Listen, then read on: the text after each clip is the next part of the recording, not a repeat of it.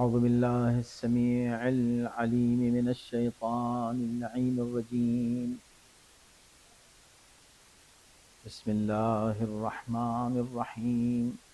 الحمد لله رب العالمين،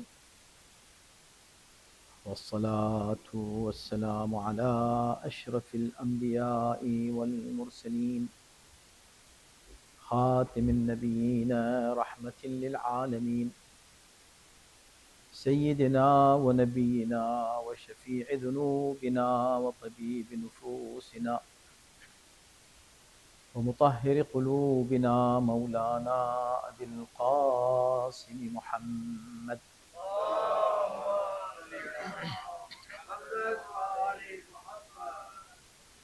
وآله الطيبين الطاهرين المعصومين المظلومين، واللعنة الدائمة على أعدائهم أجمعين من الآن إلى يوم الدين. أما بعد، فقد قال الله في كتابه الكريم: بسم الله الرحمن الرحيم. ألف لام را، تلك آيات الكتاب المبين، إنا أنزلناه قرآنا عربيا لعلكم تعقلون.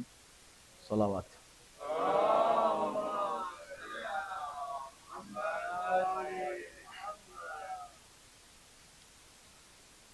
حضرات، سورہ یوسف کی روشنی میں جس موضوع پر گفتگو چل رہی ہے، اوورآل پورا سورہ ہے موضوع گفتگو، اور جتنا بیان اب تک ہم کر سکے اور جتنا وقت رہ گیا ہے اس میں یہی کوشش ہوگی کہ کچھ خلاصہ ان مضامین کا جو بہت اہم ہیں اس سورہ میں آپ کی خدمت میں پیش کر دیا جائے۔ اوورآل اس کی جو تھیم ہے وہ نظام ولایت اور انسان سازی کے قرآنی اصول، یہ وہ ہے جس پر ہم گفتگو کر رہے ہیں۔ اس میں ولایت، امامت، قیادت، نبوت، رسالت، ولایت، اللہ جنہیں عہدہ عطا کرتا ہے ان کا کیا مقام ہوتا ہے، ان کا کیا کردار ہوتا ہے، ان کی کیا صفات ہوتی ہیں، کیا شرائط ہوتی ہیں اللہ کی جانب سے، اس انتخاب کی جو بہت ہی خصوصی انتخاب ہوتا ہے، اس پر گفتگو ہو رہی ہے۔ اور ساتھ ہی ساتھ اس سورہ کے جو اخلاقی پہلو ہیں، بہت دروس ہیں جو ہم کو ہماری زندگی کے لیے، انفرادی زندگی اور اجتماعی زندگی کے لیے ملتے ہیں۔ جتنا موقع مل رہا ہے ہم اس پر گفتگو کر رہے ہیں۔ کل کی بات جہاں رکی تھی اور جہاں تک ہم پہنچے تھے، وہ آیہ کریمہ ہے کہ جس میں اللہ ارشاد فرما رہا ہے کہ یہ جو برادران یوسف ہیں ان کا بہت اہم کردار ہے اس واقعے میں۔ اہم کا مطلب یہ ہے کہ اس سے جو دروس ملتے ہیں وہ بہت اہم ہیں، اور ان کا کردار اگنور نہیں کیا جا سکتا، اس لیے کہ نام تو سورہ یوسف ہے، لیکن لقد کان فی یوسف و اخوتہ آیات للسائلین، جب آپ اس واقعے کو اس رخ سے دیکھیں گے، اس نظر سے دیکھیں گے کہ یوسف اور ان کے بھائیوں کا واقعہ ہے اور ان کے درمیان کیا ہوا، تو بہت سے سوالات کے آپ کو جوابات مل جائیں گے۔ برادران یوسف نے یہ کہا کہ اذ قالوا لیوسف واخوہ احب الی ابینا منا، یہ آیہ کریمہ تھی جس پر ہم نے کل گفتگو۔ انہیں حسد کیوں پیدا ہوا؟ ظاہر سی بات ہے کہ یہ ریزن حسد ایک وجہ تھی جس کی وجہ سے انہوں نے جناب یوسف کے ساتھ وہ کیا جو کیا. لیکن یہ حسد کیوں پیدا ہوا؟ یہ بھائیوں میں اتنے قریب رہ کر ایک ہی خاندان میں ایک ہی جگہ رہنے والے ایک ہی باپ کی اولاد، ان میں آپس میں حسد، وہ بھی اس حد تک کہ ایک دوسرے کو قتل کرنے کو تیار ہو جائیں. کیا ایسا ہو سکتا ہے؟ ہاں ایسا ہوا ہے، تاریخ میں ایسا ہوا ہے. حضرت آدم، اس وقت تو کوئی خارجی ریزن بھی نہیں تھا، کوئی ماحول بھی ایسا نہیں تھا کہ کیسے کہ ماحول خراب ہے. 2 بھائی تھے، ایک بھائی نے ایک بھائی کو مار دیا. پوری دنیا میں آبادی ہی کتنی تھی؟ ایک ہی خاندان تھا، ایک ہی فیملی تھی، مگر ایک بھائی نے دوسرے بھائی کو مارا، وہ بھی بربنائے حسد. حسد کبھی نظر نہیں آتا، یہ بہت خطرناک ہوتا ہے. اللہ سے ہمیشہ دعا کریں کہ اللہ ہم کو حسد سے محفوظ رکھے. محسود ہونا برا نہیں ہے، حاسد ہونا برا ہے. یہ ہمارے جو رہبر رہے ہیں معصومین ہمارے، الحمدللہ ان کا جو کردار ہے ہمارے سامنے، اس میں دعاؤں میں ہمیں ایک جملہ ملتا ہے، الحمدللہ الذی جعلنا من المحسودین ولم یجعلنا من الحاسدین. اس خدا کا شکر ہے جس نے ہم کو محسود قرار دیا، حاسد نہیں قرار دیا. یعنی لوگ ہم سے حسد کرتے ہیں، ہم کسی سے حسد نہیں کرتے. اچھا یہ بھی عجیب بات ہے، یہ خود ایک بہت بڑا مقام ہے کہ کسی سے حسد نہ کیا جائے. یہ مقام ہے، کیوں؟ اس لیے کہ حاسد کب حسد کرتا ہے؟ جب یہ دیکھتا ہے کہ کسی کے پاس اس سے زیادہ کچھ آ گیا ہے تو وہ حسد کرتا ہے. اہل بیت کس سے حسد کرتے؟ کس کے پاس اہل بیت سے زیادہ تھا؟ جو اہل بیت کسی سے حسد کرتے.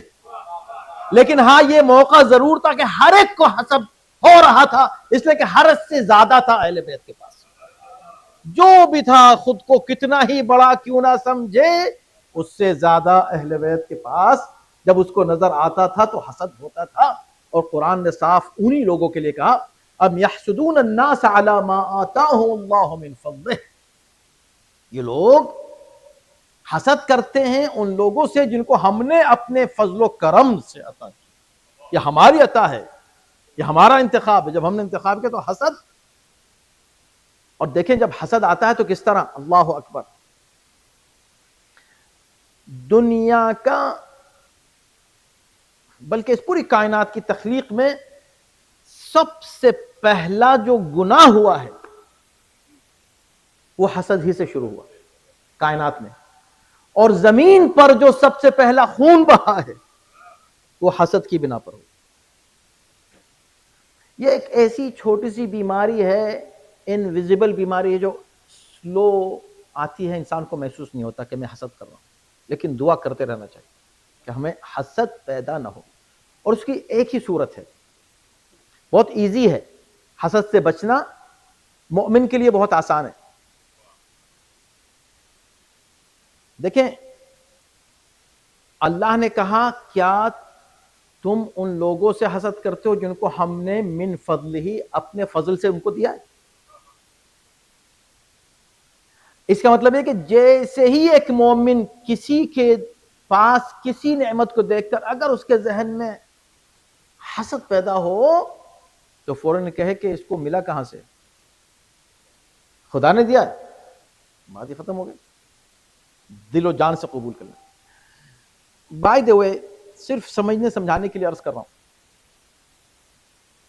حسد بری چیز ہے، لیکن ایک چیز ہے جو بظاہر حسد جیسی لگتی ہے لیکن حسد نہیں ہے، وہ ہے رشک.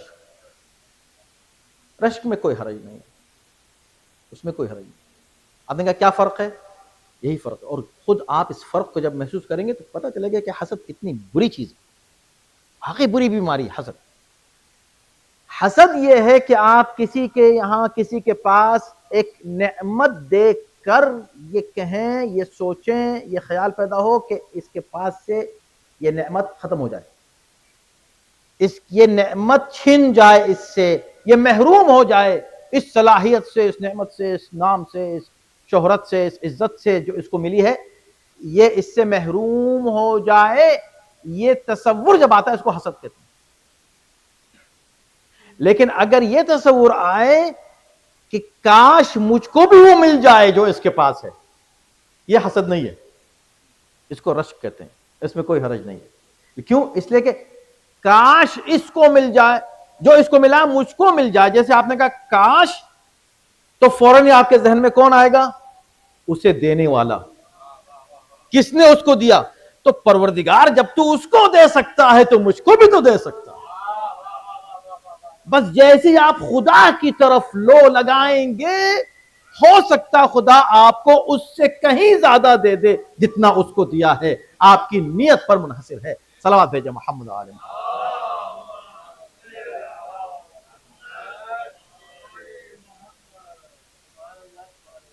اپنے کو بڑا نہ سمجھو، اپنے کو کسی بات کا مستحق ہم نہ مانیں۔ ہم جانے کہ خدا کا فضل ہوتا ہے، اگر خدا عدل کرے، یعنی کہ ہم مستحق مانتے ہیں، مطلب خدا کو عادل مان رہے ہیں۔ یا اللہ تو ہمارے ساتھ عدل سے کام لے، اس کو دیا تو مجھ کو بھی دے۔ عدل، اگر خدا عدل کرے تو ایک ذرہ نہیں ملے گا آپ کو۔ جتنا ملتا ہے فضل الہی سے ملتا ہے۔ ہم مستحق ایک لقمے کے بھی نہیں ہیں، ایک قطرہ آب کے ہم مستحق نہیں ہیں۔ جو کچھ ہم کو ملتا ہے فضل و کرم سے ملتا ہے۔ اللہ رحیم بھی ہے، اللہ رحمان بھی ہے۔ اپنی صلاحیت زیادہ ہے تو میری صلاحیت میں اضافہ کر دے۔ جو بھی چیز جس میں آپ دوسرے کے بارے میں سوچ رہے ہیں کہ اس کے پاس ایسا کیوں زیادہ ہے، تو وہ بجائے کہ کیوں زیادہ ہے یہ سوچیں کہ یا اللہ اس کو جو ملا ہے تو مجھ کو بھی مل جائے، اس میں کوئی حرج نہیں۔ لیکن یہ کہ نہیں، میں تو نہیں مانوں گا اس کو یا اس کی صلاحیتوں کا اعتراف نہیں کروں گا، کیوں؟ اس لیے کہ بس چونکہ میرے پاس نہیں۔ تو یہ مشرکین مکہ جو ہیں پیغمبر اسلام کی تمام صلاحیتوں کو مانتے تھے، مگر ان سے کہتے ایسے ہی اہل کتاب پیغمبر اسلام کو پہچانتے تھے۔ اللہ نے اگر کسی کو کوئی مقام دیا ہے اسے قبول کر لینا، یہ ہے انسان کی بلندی، یہ ہے نہ صرف انسان، یعنی کہ حقیقی معنی میں آپ یہ دیکھیں، اللہ نے کہا کہ بھائی جھک جاؤ، آدم کے سامنے جھک جاؤ، سب سے کہا، سب جھک گئے الا ابلیس۔ ابلیس نہیں جھکا، یعنی آدم کی برتری کو فرشتوں نے مان لیا، شیطان نے آدم کی برتری کو نہیں مانا۔ جب نہیں مانا تو خدا نے کیا کہا؟ اللہ نے کہا کہ استکبرت، کیا تو متکبر ہو گیا ہے؟ تکبر یعنی خود کو بڑا سمجھ رہا ہے۔ میں کہہ رہا ہوں جھک جا، تو کہتا ہے میں تو نہیں جھکتا، تو بڑا ہے کیا؟ تو خود کو بڑا سمجھ، استکبرت، ایک تو یہ کہ تو بڑا ہے، نہیں بڑا نہیں، کیا تو خود کو بڑا سمجھ، استکبار یعنی خود کو بڑا سمجھنا۔ بڑا نہیں ہوتا خود کو بڑا سمجھ، وہی خود کو بڑا سمجھتا ہے جو بڑا نہیں ہوتا، ورنہ جو بڑا ہوتا ہے اس کو سمجھنے کی کیا ضرورت ہے، تو ہے ہی بڑا۔ توجہ، صلوات بھیجیں محمد وآلہ۔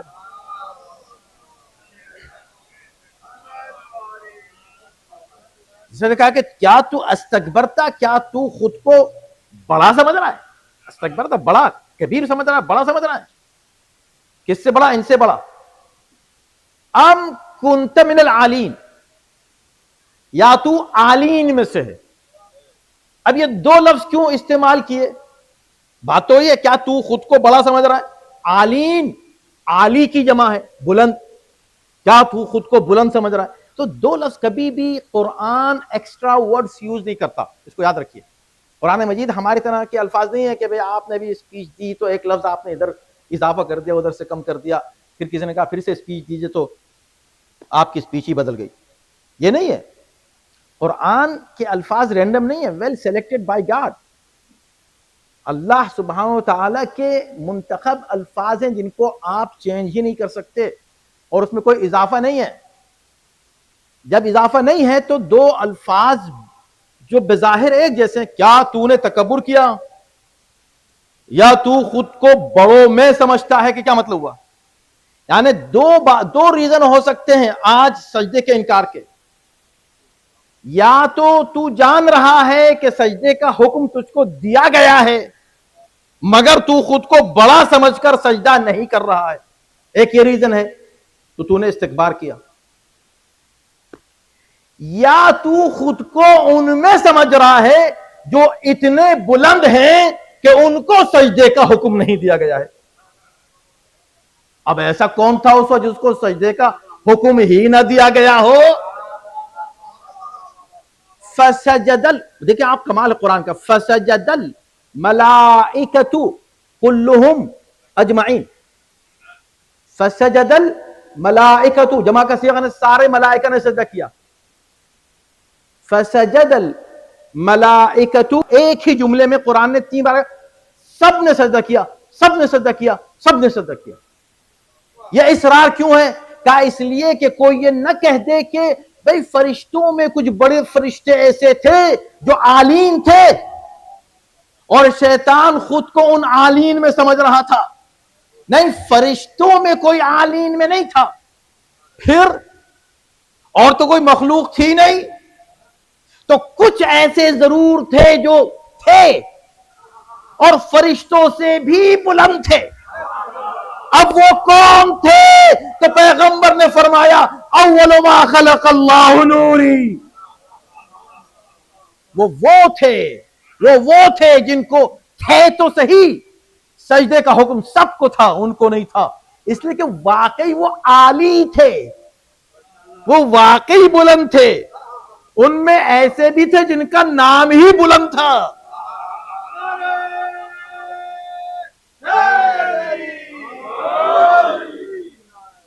اذان محترم، اب آئیے دیکھیں کہ جب قرآن اس سورے میں ہمیں بہت سے دروس میں سے ایک اہم درس یہ دے رہا ہے کہ حسد سے بچے رہنا. اگر تمہیں کسی کی ترقی دیکھ کر پریشانی ہو رہی ہے تو اس پریشانی کو فوراً ختم کرو. یہ سوچو کہ اس کو خدا نے دیا ہے، اس کی اپنی کوئی صلاحیت نہیں ہے، اس کے پاس کیا صلاحیت ہو سکتی. جب خدا نے دیا ہے تو سر جھکا دو اللہ کی مرضی کے سامنے. اللہ نے دیا ہے، من فضلہ ہی، اپنے فضل سے دیا ہے. اور جب فضل سے دیا ہے تو اللہ کا فضل محدود نہیں ہے، اللہ اپنے فضل سے ہم کو بھی دے سکتا ہے. ایک صلوات پڑھے محمد وعلی محمد.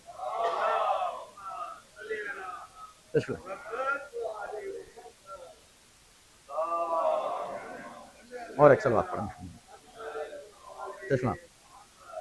اور ایک صلوات پڑھے محمد وعلی محمد.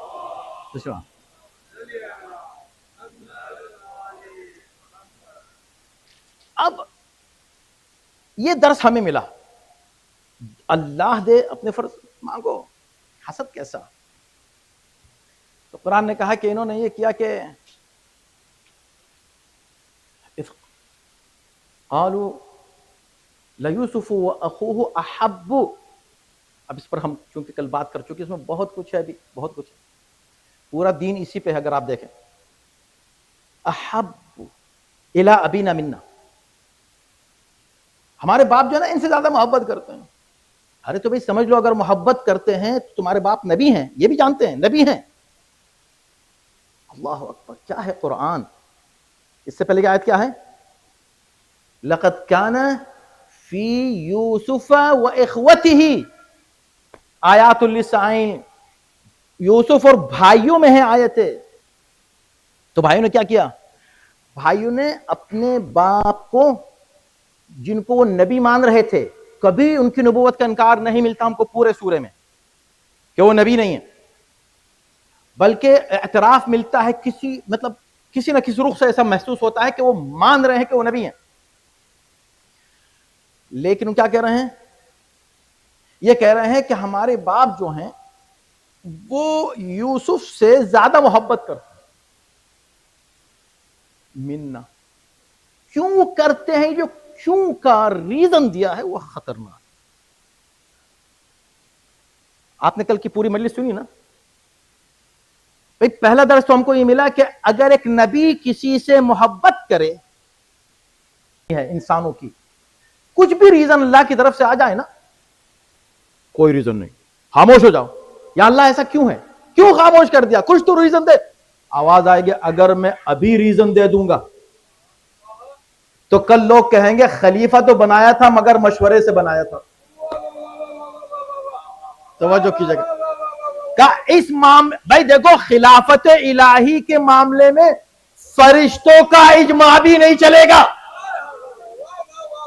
فرشتوں کا مشورہ بھی قابل قبول نہیں ہے، صرف خدا کا فیصلہ اونلی، جو خدا نے کہا دیٹس اٹ پیریڈ ڈن ختم۔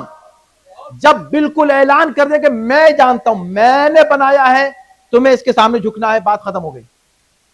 ہم سے مت پوچھو کہ کیوں، اگر پوچھتے ہو کیوں، اس وقت جواب نہیں دوں گا۔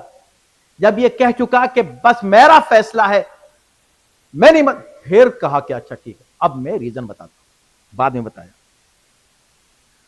ہاں بھائی، وَعَلَّمَ آدَمَ الْأَسْمَاءَ كُلَّهَا، تمام اسماء ان کو سکھا دیے، پھر ان سے بات کی، اس کے بعد پھر بتایا دیکھا ان کا علم تم سے زیادہ ہے، ان کا علم تو یا اللہ سوال کیا ہے اور جواب کیا ہے؟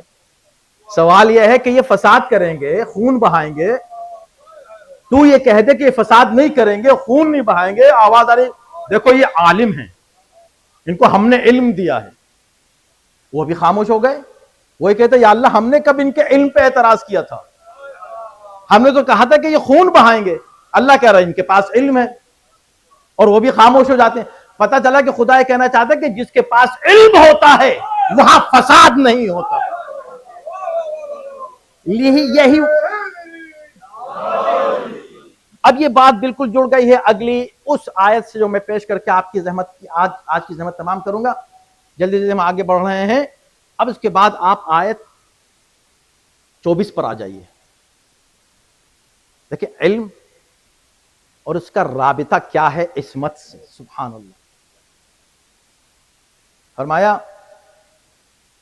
اور اس پر جو مفسرین اگر آپ دیکھیں تعجب کریں گے، مفسرین بہت پریشان ہوئے اس آیت پر۔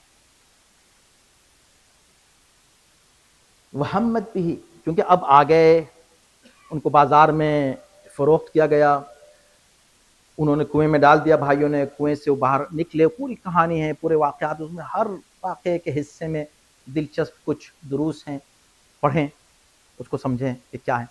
تو اس کے بعد پھر اللہ نے اس کنویں سے نکال کر ان کو قصر میں پہنچا دیا۔ توکل اللہ پر، یقین خدا پر جب انسان کو ہوتا ہے تو کوئی اس کو جھکا نہیں سکتا، کوئی طاقت اس کو نہیں جھکا سکتی، نہ اس وقت جھکا سکتی ہے نہ آج جھکا سکتی ہے۔ دنیا نے آج بھی دیکھ لیا جو خود کو بڑی طاقتیں کہتے ہیں، طاقت، بڑی طاقت، ان کے مقابلے پر بظاہر کمزور لوگ آئے تو کمزور، مگر ان کو پتا نہیں تھا کہ یہ بظاہر تمہارے نظر میں کمزور ہیں، مگر جن پر ان کو یقین ہے وہ سپر پاور ہے،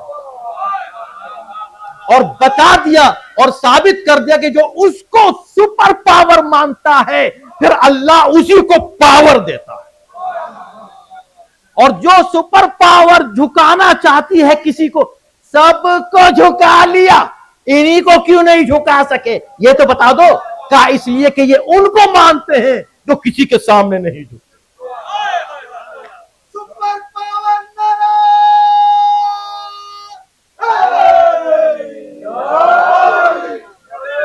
دیکھ لو نا،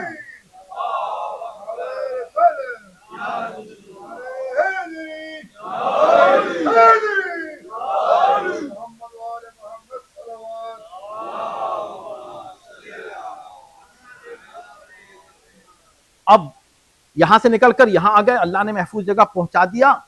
کہاں کنواں، کہاں قصر شاہی، مگر اب یہاں ایک نیا امتحان شروع ہو گیا، اور یہ ایک سخت امتحان تھا۔ یہاں ہے وہ جسے کہتے ہیں جہاد بالنفس،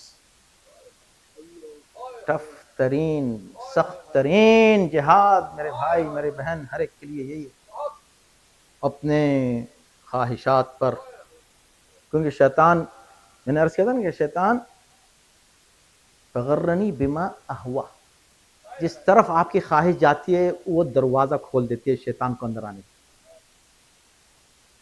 تو اب قرآن نے عجیب لفظ استعمال کیا، اس کی تشریح تو آپ درس ہی میں جو ہم نے اس پر بات کی ہے ڈیٹیل میں اس میں جا سکتے ہیں. ہم اس وقت چند منٹ رہ گئے ہیں، چند منٹ اس میں ہم نہیں بیان کر سکتے، لیکن اشارہ. اب خدا اس کو اس طرح پیش کر رہا ہے کہ فراودته التي هو في بيتها، گناہ کی طرف آمادہ کرنے کی کوشش کی اس نے جس کے گھر میں یہ رہتے تھے، گناہ کی دعوت دی. تو قرآن کہتا ہے کہ فہمت بھی، اس نے ان کا ارادہ کیا. وہم بہا لولا ان رأى برہان ربی، یہاں پر کنفیوز ہوئے بہت مفسر، اور یہ موقع نہیں ہے میں اس کی تشریح کر سکوں، لیکن اتنی تو ہو جائے گی کہ بالکل بات واضح ہو جائے گی انشاءاللہ. اس لیے کبھی کبھی کسی ایک بات کو پیش کرنے میں مجھے تاخیر اس لیے ہوتی ہے کہ میں یہ طے کرتا ہوں کہ بھئی یہ کوشش ہوتی ہے کہ نہیں یہ بات کنفیوژن میں نہیں رہے، کلیئر ہو جائے. فہمت بھی، اس نے ارادہ کیا. یہ بھی کر لیتے ارادہ اگر اللہ کی نشانی نہ دیکھ لیتے. اب چونکہ ٹیکنیکل ورڈز ہیں یہاں، اور یہاں پر ماضی کا صیغہ استعمال ہوا ہے، اس لیے کنفیوز ہو گئے. کہ نہیں معصوم نہیں تھے، نبی کا معصوم ہونا شرط نہیں ہے. خدا کیا کہہ رہا ہے؟ لولا ان رہا، مشروط ہے. کیوں؟ کہ ایک گناہ، ایک شخص ہے اس کے ہاتھ ہی نہیں تو وہ چوری نہیں کر سکتا، اس کی زبان ہی نہیں ہے تو وہ غیبت ہی نہیں کر سکتا، اس کے پاس طاقت نہیں ہے کسی پہ ظلم نہیں کر سکتا. اب آپ اس کو لے آئیں کہ بھئی اس نے تو یہ والا گناہ نہیں کیا. تو ایسا نہیں کہ انہوں نے اگر گناہ سے بچ گئے ہوں تو وہ گناہ کی صلاحیت ہی نہیں ہے. فرشتے نہیں ہیں وہ. فرشتوں کی عصمت اور انبیاء کے عصمت کا فرق خدا نے یہاں ظاہر کیا، یہ کہہ کر کہ یہ بھی ارادہ کر لیتے، اس لیے کہ فرشتہ ہوتا تو ارادہ بھی نہیں کرتا. یہ بھی ارادہ کر لیتے اگر اللہ کی نشانی نہیں دیکھتے. کیا مطلب؟ یعنی ارادہ نہیں کیا انہوں نے. قرآن نہیں کہہ رہا کہ ارادہ کر لیا، استغفر اللہ. یعنی ان کی عصمت اختیاری ہے، اجباری نہیں ہے. فرشتوں کی طرح مجبور نہیں ہے کہ حرام تو کھا ہی نہیں سکتے، فرشتے کھا ہی نہیں سکتے. اب آپ نے تعریف کی ہے تو جبریل نے کبھی حرام نہیں کھایا. ہاں ٹھیک ہے، اس لیے کہ وہ کھاتے ہی نہیں، وہ حلال ہی نہیں کھاتے تو حرام کیا کھائیں گے. تو اذان محترم یہاں یہ نہیں ہے کہ انہوں نے نعوذ باللہ جناب یوسف نے ارادہ کیا یا ارادہ کر لیتے، نہیں. ارادہ کر لیتے اگر اللہ کی نشانی. اگر یہ اگر کیا ہے اس کو آگے پھر قرآن نے پیش کیا. میں اس کی وضاحت اس میں چند منٹ اس لیے لگ رہے ہیں کہ بہت ہی اہم مسئلہ ہے. اور آپ جب یہاں پہنچیں اور آپ نے کہا کہ بھئی سورہ یوسف مولانا بات کر رہے تھے، یہ تو سب سے اہم مسئلہ تھا، اس پہ بات ہی نہیں کی، اس لیے میں اس کی وضاحت کرتا ہوں. پورے واقعے میں اتنے ڈیسنٹ طریقے سے قرآن نے اس کیفیت کو پیش کیا کہ آپ یقین جانیں جب آپ اس کو بائبل سے کمپیئر کریں گے نا، وقت ہوتا تو میں بلکہ آپ ان دروس کو اگر پڑھ لیں گے نا تو آخری درس بائبل سے کمپیریزن. اس میں انہوں نے جس انداز سے اس واقعے کو پیش کیا ہے بالکل نبوت کے مقام کے منافی ہے، اس کی شان کے مطابق نہیں. لیکن قرآن نے شان نبوت کے مطابق اس کو پیش کر کے کہا وَكَذَلِكَ لِنَصْرِفَ عَنْهُ السُّوءَ وَالْفَحْشَاءَ. یہ اس لیے کہ ہمارا ارادہ تھا کہ ہم ہمیشہ ان سے برائی کو اور فحشاء کو دور رکھیں. ہم دور رکھیں، ہم دور ان سے رکھیں. یہ نہیں کہا کہ یہ دور رہیں، توجہ کی جگہ ہم دور رکھیں. اس کا مطلب ہے کہ اب یہ کہنا کہ یوسف نے کچھ کیا یا ارادہ کیا، یہ اللہ پر الزام ہے، یوسف پر نہیں. تو خدا جب کسی کی عصمت کی ذمہ داری خود لے لے، ان میں کسی طرح کی کمی نکالنا خدا میں کمی نکالنا ہے. اب اگر خدا کہہ دے انما یرید اللہ لیذہب عنکم الرجس، اللہ کا ارادہ ہے کہ تم سے رزق کو دور کرے، تم سے رزق کو دور رکھے، تم کو نہیں، رزق کو تم سے. اس لیے کہ تم تو جا نہیں سکتے رزق کی طرف، رزق کچھ آنے کی کوشش کریں گے تمہارے پاس، ہم ان کو نہیں آنے دیں گے. لہذا اگر کوئی نہیں ہے ان کے پاس، اس کی بھی مجبوری ہے، اور جو ہے اہل بات یعنی ان کے ساتھ، اس کی بھی مجبوری ہے. بھئی ہماری مجبوری ہے، اور جو ان کے دشمن ہیں ان کی بھی مجبوری ہو گئی. کیوں؟ اس لیے کہ ہم ان سے دور نہیں ہو سکتے، وہ ان سے قریب نہیں ہو سکتے.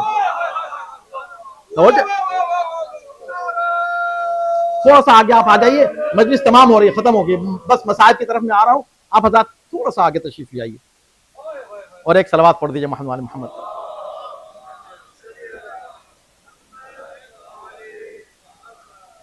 اب آئیے میں اس کے پھر سے مزید اس کی تھوڑی سی وضاحت یہ کر دوں کہ اب خدا نے جب جناب یوسف کی عصمت کا یہاں پر اصل میں اعلان کیا ہے کہ اللہ ان سے ہر طرح کی برائی کو دور رکھ رہا ہے، اور یہ ذمہ داری خدا خود لے رہا ہے، یہ عصمت ہے. عصمت جناب یوسف کا اعلان ہو رہا ہے، مگر اسی عصمت کے ساتھ ساتھ ان کے علم کا بھی اعلان ہو رہا ہے اسی آیت میں. وَلِنُعَلِّمُهُ مِن تَأْوِيلِ الْأَحَادِيثِ، اور اس سے پہلے بھی یہی بات کہی، وَنُعَلِّمُهُ مِن تَأْوِيلِ الْأَحَادِيثِ. تو اللہ جب علم دیتا ہے تو عصمت ثابت ہوتی ہے. علم اور عصمت میں ایک رابطہ ہے. قرآن یہ کہتا ہے کہ انما یخشی اللہ من عبادہ العلماء، اللہ سے صرف علماء ڈرتے ہیں. انما، اللہ سے بس علماء ڈرتے ہیں. تو گھور گھور کے مجھے آپ دیکھ رہے ہیں سر، قرآن نے نہیں کہا کہ اللہ سے صرف وہ ڈرتے ہیں جو عمامہ پہنے ہوئے ہیں، جو ٹوپی پہن لیتے ہیں، یا جو ابا قبا پہن کے آتے ہیں. نہیں، اللہ سے وہی ڈرتے ہیں. انما، انما کا مطلب تو آپ کو پتا ہے نا، اونلی، دیٹس اٹ، صرف علماء ڈرتے ہیں. قرآن کہہ رہا میں کیا کروں؟ تو اس کا مطلب یہ نہیں ہوا کہ جو لباس پہن کے آگے بس یہ ڈرے گا، نہیں. اس کا مطلب ہے کہ جو ڈرے گا وہی عالم ہوگا، جس میں خوف خدا ہوگا وہی عالم ہے. اب پہچاننا چاہتے ہو کہ علماء حق کون ہیں، تو دیکھو جتنا تقویٰ ہوگا اتنا ہی علم کی منزلوں میں وہ آگے بڑھتے چلے. بغیر تقویٰ عالم نہیں ہو سکتے، یہ مطلب ہے. تو اس کا مطلب ہے کہ آپ بھی جتنے بیٹھے ہیں آپ اتنا ہی ڈریں گے اللہ سے جتنا آپ کا علم ہوگا. ہر ایک کا، یہ بچہ اتنا ہی ڈرے گا، یہ بزرگ اتنے بڑے، یہ ہمارے بھائی اتنے ڈریں گے. علم کے مطابق خوف خدا ہوگا. علم بڑھتا جائے گا، تقویٰ بڑھتا جائے گا. ایک منزل ایسی آئے گی کہ جہاں اب علم حاصل کرنے کی گنجائش نہیں ہے، صرف عطا ہوتا ہے. یعنی جہاں سے علم لدنی شروع ہوتا ہے وہاں تقویٰ ختم ہو جاتا ہے، عصمت شروع ہو جاتی ہے.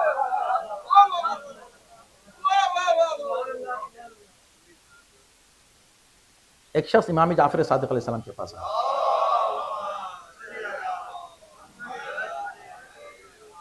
آ کر کہا کہ مولا آپ معصوم ہیں؟ ہاں. یعنی بالکل معصوم ہے؟ ہاں بالکل معصوم ہے. کہنے لگے اچھا تو آپ یہ بتائیں کہ کیا یہ تو میں مانتا ہوں کہ آپ گناہ نہیں کرتے، معصوم، لیکن کیا آپ سوچتے بھی نہیں، گناہ کا سوچتے بھی نہیں؟ ہم بھی ہم بہا لولا ان رأى برہان، کہ آپ سوچتے بھی نہیں. سوچتے تو ہوں گے نا, سوچ لیا مگر کیا نہیں, بہت بڑی بات ہے کہ نہیں. ہم سوچتے بھی نہیں, یعنی خیال میں بھی نہیں آتا کہ نہیں. تو مولا آپ انسان ہیں نا, ہاں انسان ہے. تو ایک انسان گناہ سے تو بچ سکتا ہے, معصوم ہو جائے, میں مان گیا, لیکن سوچے بھی نہیں گناہ کا, یہ کیسے میں مان لوں؟ دیکھیں کتنا بڑا سوال اس نے کیا. امام نے کیا جواب دیا, سبحان اللہ. امام نے اس سے پوچھا, یہ بتاؤ جب تم پیاسے ہوتے ہو کیا کرتے ہو؟ یہ کون سا سوال ہے؟ کہا نہیں سوال ہے. کہا پانی پیتا ہوں. کہا پانی پیتے ہو کیا؟ ہاں. اب سوچ لو کہ تم بہت ہی زیادہ پیاسے ہو اور پیاس سے مرنے والے ہو, کہیں پانی نہیں ہے, اور اچانک تم کو پانی مل جائے, مگر وہ گٹر کا پانی ہے, وہ نجس پانی جو بہ رہا ہے غلاظت کا, وہ پانی ہے, پانی تو ہے, اس کو پیو گے؟ استغفر اللہ, ڈسکسٹنگ, میں اس کو کیسے پیوں؟ کہا ہاں یہ تو میں مان گیا کہ تم نہیں پیو گے, لیکن کیا تمہارے دماغ میں آئے گا کہ پی لو؟ سوچو گے کہ پی لو؟ سوچو گے کہ پی لو؟ کہ نہیں مولا سوچوں گا بھی نہیں. کہا کیوں نہیں؟ کہا اس لیے کہ دیکھ رہا ہوں گندا پانی ہے. کہا جیسے تم اس گندے پانی کو دیکھتے ہو, ہم گناہوں کے نتائج کو اس طرح دیکھتے.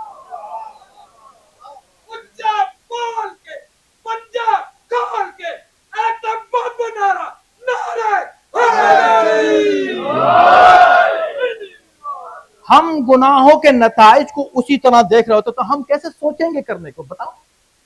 پتا چلا کہ علم, جن لوگوں کی سمجھ میں عصمت نہیں آتی, وہ اہل بیت کے علم کو چیلنج کر کے دیکھیں. مجال ہے کسی کی؟ علم اہل بیت کو مانتے ہو, جتنا علم ہے ویسا ہی تقوی ہے. اور تقوی وہاں جا کے پھر تقوی نہیں, عصمت بن جاتی ہے. وہاں اہل بیت کے لیے عصمت ہے, تقوی نہیں ہے. تقوی ہمارے لیے صرف وہ متقی نہیں ہے, وہ امام المتقین ہے. یہ ہے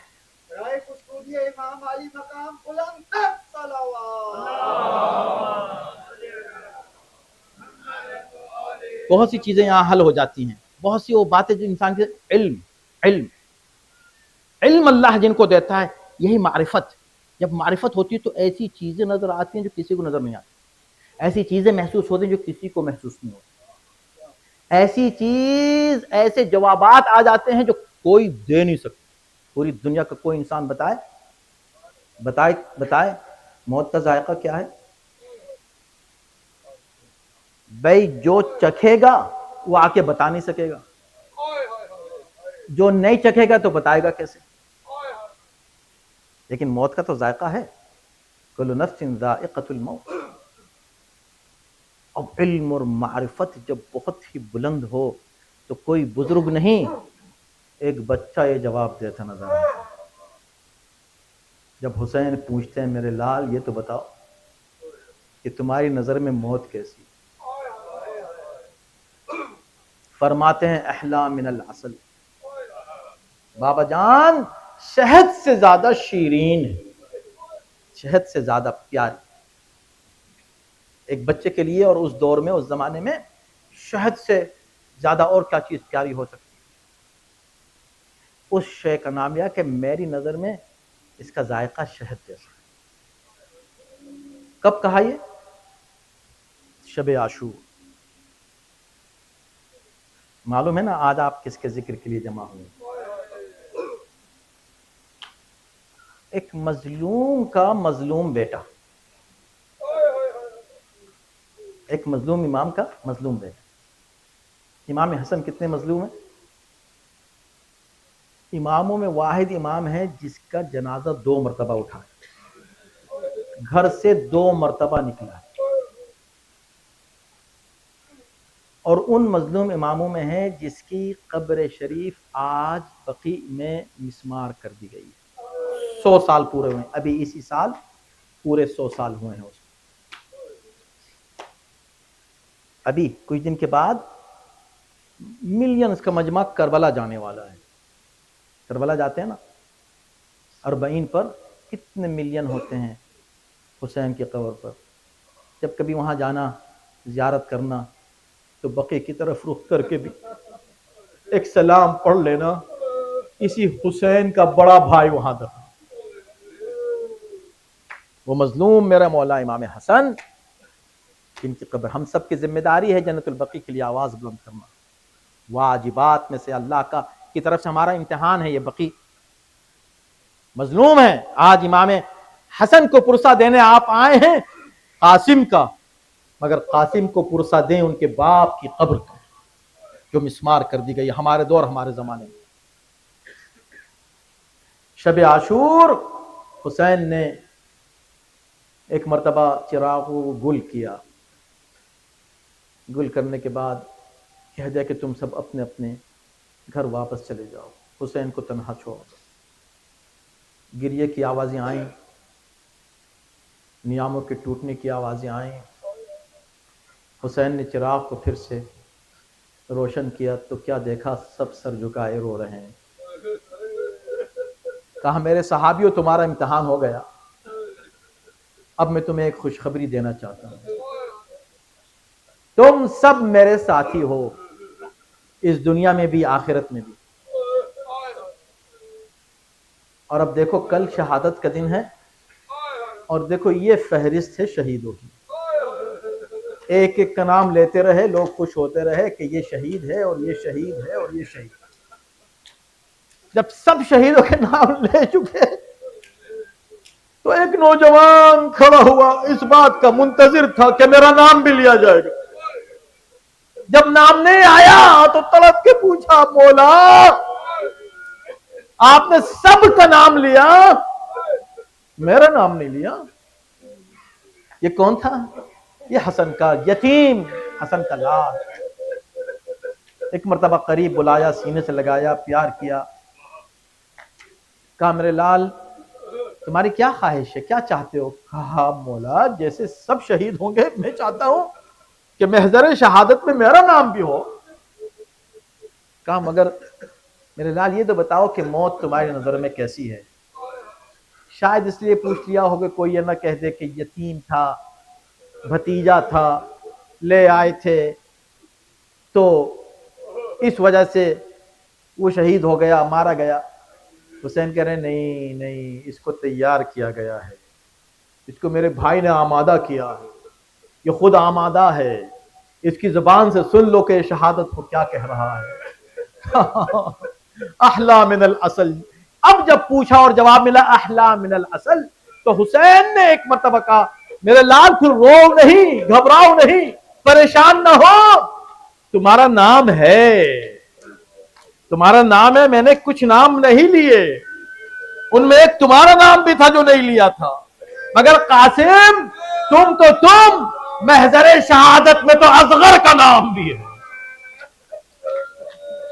وہ قاسم جو پریشان تھے، اپنا نام سن کے خوش ہو گئے تھے، ابھی خوشی ایک لمحے کی تھی کہ پھر پریشان ہو گئے. جیسے سنا کہ محضر شہادت میں اصغر کا نام بھی ہے، غیرت ہاشمی، اللہ اکبر، نوجوان ہے، تڑپ گیا. پوچھا چچا جان کیا کہا؟ اصغر کا؟ میرا اصغر گھٹنیوں چل کر بھی نہیں آ سکتا میدان میں. مولا کیا یہ ظالم خیموں میں آ جائیں؟ کیا یہ ظالم خیموں میں آ جائیں گے؟ حسین کی آنکھوں سے آنسو آ گئے. پوری بات کیسے بتا دے، قاسم برداشت نہیں کر سکیں گے. بس اتنا کہا نہیں میرے لال، تمہارا بھائی خیمے میں شہید نہیں ہوگا، میں اس کو اپنے ہاتھوں پر لے کر آؤں گا، پانی طلب کروں گا، سینے سے شعبہ آئے گا، تمہارا بھائی میرے ہاتھوں پہ ذبح ہو جائے گا، نہر ہو جائے گا. یہ جملہ کہہ دیا، قاسم نے سن لیا. یہ تو برداشت ہو گیا کہ میرا بھائی چچا کے ہاتھوں پر ذبح ہو جائے گا، لیکن یہ برداشت نہیں تھا کہ ظالم خیموں میں چلے آئیں گے. یہ بات فروا کو پتا چلی ہوگی. فروا نے قاسم کو اس وقت بہت یاد کیا ہوگا. زینب نے بھی آواز دی ہوگی جب خیمے جل رہے تھے، بیویوں کی چادریں چھن رہی ہوں گی، سکینہ کو تماچے لگ رہے ہوں۔ قاسم تم فکر مند تھے، آؤ ذرا آ کر دیکھو، یہ ظالم خیموں پر حملہ آور ہے۔ بس عزادارو، رات گزری، صبح ہوئی، ایک کے بعد ایک جاتا ہے، شہید ہوتا ہے۔ جناب قاسم بار بار آتے ہیں، اجازت نہیں ملتی ہے، پھر آتے ہیں، پھر واپس جاتے ہیں خیمے میں۔ ماں پھر سے دیکھ کے کہتی ہے میرے لال تم ابھی تک زندہ ہو، بیٹا تم ابھی تک زندہ ہو۔ اور پھر جب اون و محمد بھی جا چکے تو اور اصرار ہوا، میرے لال تمہارے ہوتے ہوئے اون و محمد چلے گئے اور تم ابھی تک زندہ ہو۔ ہاتھوں کو جوڑ کے عرض کیا اماں جان میں کیا کروں، مجبور ہوں، بار بار جاتا ہوں، میرے چچا مجھے اجازت ہی نہیں دیتے۔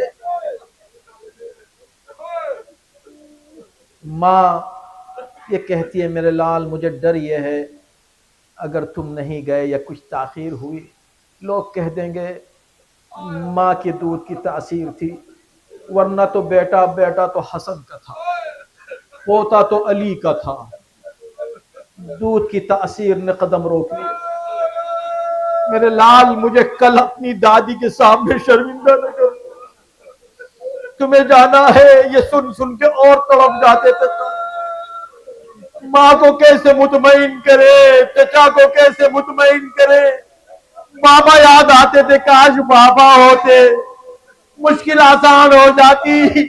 بس ایک مرتبہ بیٹھے ہوئے گریا کر رہے، سر جھکائے ہوئے رو رہے ہیں، یاد آیا 3 سال کے تھے، بابا اس دنیا سے جا رہے تھے، قریب بلا کے سینے سے لگایا، پیار کیا، پیار کر کے ایک تعویذ بازو کرتا تھا۔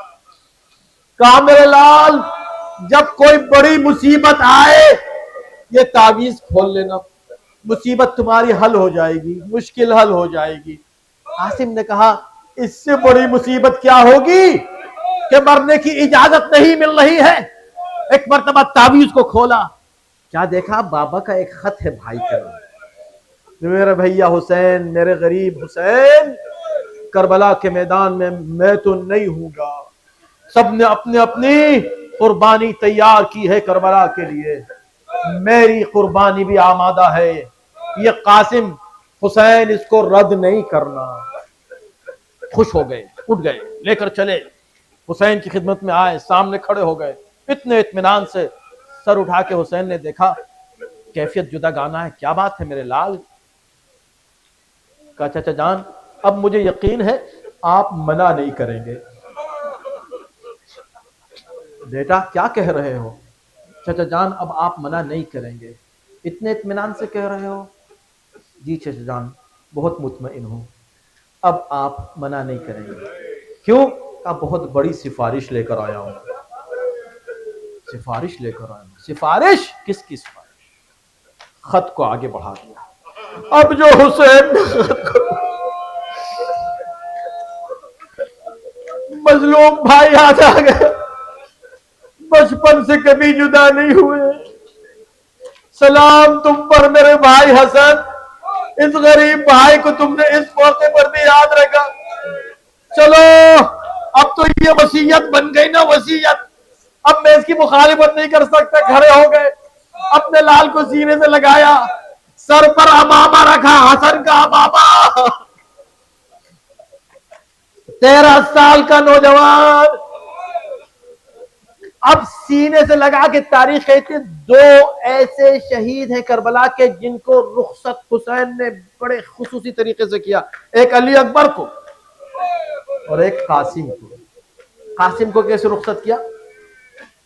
اتنا روئے، اللہ اکبر، ایک امام وقت اتنا روئے کہ غش طاری ہو گیا، غشی کی کیفیت سے آنکھ کھولی، کھول کے ایک مرتبہ اپنے بھتیجے سے کہا میرے لال چلو خدا حافظ، مگر جاؤ ماں سے رخصت ہو کر آ جاؤ۔ گھر میں آتے ہیں، خیمے میں آ کر ماں کو سلام کیا، ماں نے خوشی خوشی پیشانی کو بوسہ دیا، رخصت کیا، جاؤ میرے لال، جاؤ جا کر اپنے چچا پر اپنی جان نثار کرو۔ قاسم آتے ہیں، جنگ ہوتی ہے، جنگ ہوتے ہیں، شجاعت، حسن کی شجاعت، علی کی شجاعت، اللہ اکبر، شجاعت کا مظاہرہ کیا ہے۔ عباس بھی کھڑے ہوئے اس منظر کو دیکھ رہے ہیں، حسین بھی داد شجاعت دے رہے ہیں، شاباش میرے لال، شاباش قاسم۔ عباس بھی داد دے رہے ہیں۔ بس ایک مرتبہ قاسم زمین پر گرتے ہیں گھوڑے سے، گھوڑے زمین پر گر کے آواز دی ہے، یا اماں ادرک۔ بس دو فقرے ہیں، آپ کی زحمت تمام ہو گئی، ایام عزا ہے، یہ آخری ایام عزا کے ختم ہو رہے ہیں، بڑی جلدی وقت گزر جاتا ہے۔ اللہ آپ کو سلامت رکھے، اگلے سال پھر ماتم کیجئے گا، لیکن اس سال کے ماتم کے لیے دعا کریں کہ قبول ہو جائے، یہ آنسو قبول ہو جائے۔ بس ایک مرتبہ حسین نے آواز سنی، دوڑے ہوئے چلے آواز کے سہارے، جب چلے قاتل پر حملہ کیا، قاتل پر حملہ کیا کہ تو نے میرے بھتیجے کو مارا۔ قاتل کو بچانے کے لیے اس کے ساتھی آ گئے، اس دوران جو گھوڑے ادھر سے ادھر ہوئے، قاسم کے لاش کے ٹکڑے ہو گئے، ادھر کے گھوڑے ادھر، ادھر کے گھوڑے ادھر۔ حسین جب لاش پر پہنچے تو ایک مرتبہ زمین پر بیٹھ کے کہا، میرے لال معاف کرنا، حسین دیر سے پہنچا، بیٹا میں وقت پہ نہ پہنچ سکا، اب جو لاشا اٹھانا چاہا تو نہ اٹھ سکا، کیسے اٹھائے؟ ابا کو زمین پر بچھایا، ٹکڑے جمع کیے، ابا میں رکھے، اٹھا کر چلے، خیمے میں آئے، سرور بھابی آپ کا تحفہ ہے۔ بس ایک مرتبہ بیویوں نے ماتم کیا، واہ حسنا واہ قاسمہ، ہائے قاسم۔